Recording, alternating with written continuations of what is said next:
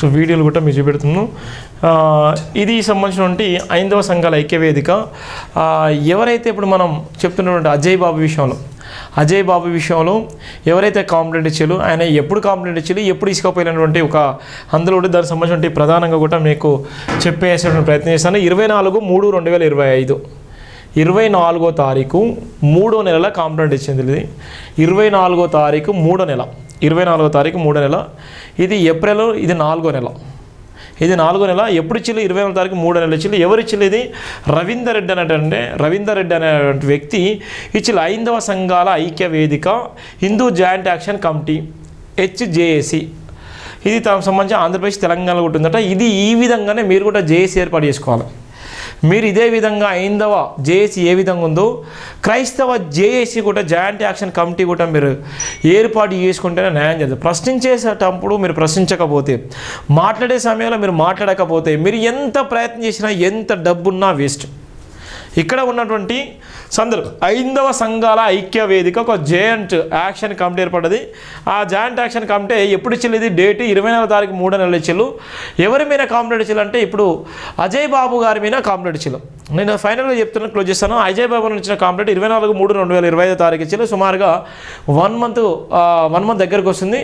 ఇది ఏప్రిల్ 6వ తారీఖు అంటే 24వ తారీఖు ఇచ్చారు. దగ్గర ఎన్ని రోజులకు ఇచ్చిలో, ఎన్ని రోజులకు వాళ్ళ అదుపులో తీసుకున్నారో మనం చెప్పడానికి ఇక్కడ మనం చూస్తున్నాం.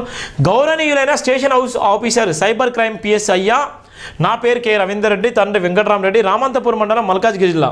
నేను హిందూ ధర్మాన్ని అనుసరిస్తాను. హిందూ దేవుళ్ళ పట్ల అంచలంచలమైన భక్తి శ్రద్ధలతో పూజలు చేసుకుంటాను. ఈ మధ్య అనగా 24/3/25వ తేదీన యూట్యూబ్ ఛానల్ చూస్తుండగా శ్రీ రామచంద్రమూర్తిని అవమానిస్తున్న ఒక వీడియో కనబడింది. ఆ వీడియో చేసిన వ్యక్తి మదిశెట్టి ఎర్రప్ప అనే అజయ్ బాబు, తండ్రి పేరు కోటయ్య, సరోజనపురం, దమ్మాపేట మండలం, భద్రాద్రి కొత్తగూడెం జిల్లా, తెలంగాణ రాష్ట్రం. ఫోన్ నెంబర్ వచ్చి ఆయన ఫోన్ నెంబర్. ఈ వ్యక్తి హిందీ దేవతలను దూషిస్తూ హిందువుల మత విశ్వాసాలను గాయపరుస్తూ అనేక వీడియోలు చేస్తున్నారు. ఈ వ్యక్తిని ఇంటర్వ్యూ చేసి ఆ వీడియోను ప్రసారం చేస్తున్నారు.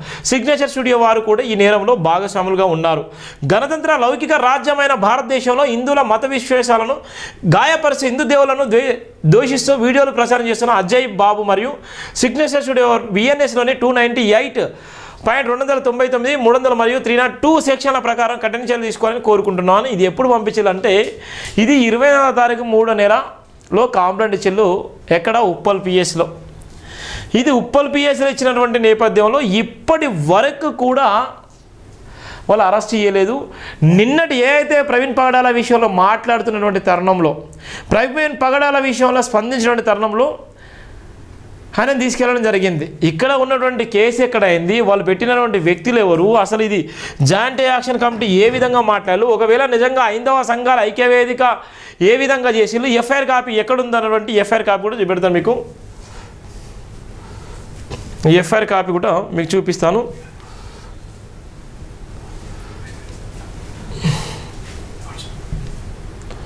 FIR కాపీ కూడా చూపిస్తాను మీకు. చూడండి ఎంత ఘోరంగా ఉందో.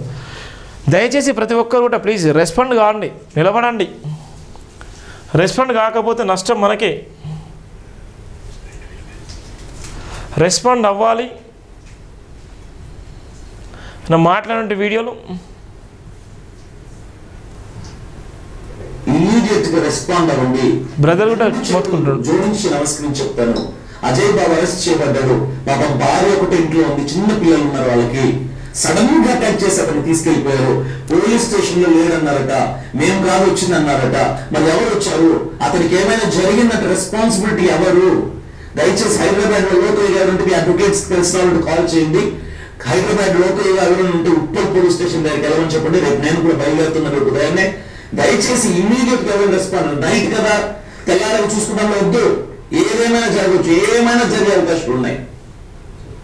దయచేసి ఉప్పల్లో మీకు తెలిసిన అడ్వకేట్స్ ఎవరైనా ఉంటే, హైదరాబాద్ లో మీకు తెలిసిన అడ్వకేట్స్ ఎవరైనా, హైకోర్టు అడ్వకేట్ కానీ లోకల్ అడ్వకేట్స్ కానీ ఉంటే వాళ్ళ నుంచి లీగల్ అడ్వైస్ తీసుకోండి. ఏం చేయాలి ఇప్పుడు అని చెప్పి తీసుకోండి.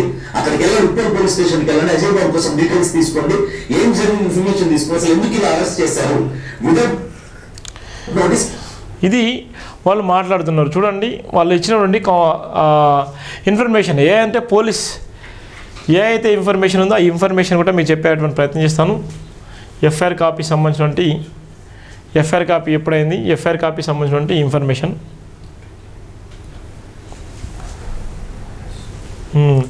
Rachakonda district, Rachakonda PS Uppal, year 2025, FIR number 400/2025, date 3/4/2025 FIR అయింది అజయ్ బాబు మీద.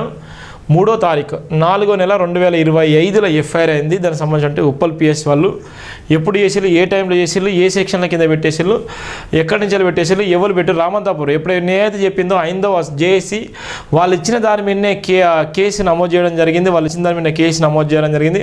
ఉప్పల్ పిఎస్లో కేసు అయింది. దీనికి సంబంధించినటువంటి ప్రధాన ఇన్ఫర్మేషను 299 బిఎన్ఎస్ వాళ్ళు చెప్పినటువంటి యాక్ట్ 299 బిఎన్ఎస్ 64 యాక్ట్ 2008 ప్రకారంగా ఆయన మీద కేసు నమోదు చేయడం. దీనికి సంబంధించిన యాక్ట్లో భాగంగా ఏ అయితే యాక్ట్ ఉందో ఈ యాక్ట్లో జస్ట్ నోటీసులు ఇచ్చి వాళ్ళు రిమాండ్ చేస్తారు తప్ప ఈ యాక్ట్లో కిడ్నాప్ చేసో లేకపోతే ఆ పోలీసుల చుట్టూ తిప్పడమో లేకపోతే అన్ని చేయడానికి ఎలాంటి అవసరం కూడా ఉండదు ఈ యాక్ట్. దయచేసి కావాలని ఎవరైతే మాట్లాడుతున్నారో ఏ అయితే క్రైస్తవ సమాజం కోసం మాట్లాడేటువంటి సందర్భంలో ఆయనను గొంతు నొక్కేటువంటి ప్రయత్నం చేస్తున్నారు. అజయ్ బాబుకు సంబంధించినటువంటి ఇన్ఫర్మేషన్ ఇక్కడ మనం చెప్తున్నాం. 299 బిఎన్ఎస్ యాక్ట్ ప్రకారంగా ఏదైతే 2008 ఉందో ఇది అంతగానో పెద్ద ఎత్తున దీనికోసం అందరం చెందడం అవసరం లేదు. పోలీసులు కూడా వెంటనే ఆ క్షణంలో వచ్చి అరెస్ట్ చేయాల్సిన పరిస్థితి కూడా లేదు. కావాలని ఒక పక్కన మాట్లాడేటువంటి క్రమంలో ఆయనను తీసుకుపోయి ఆయన ఇబ్బందులకు గురి చేసేటువంటి క్రమం ఉంది. ఇది ప్రధానంగా ఉన్నటువంటి వార్త.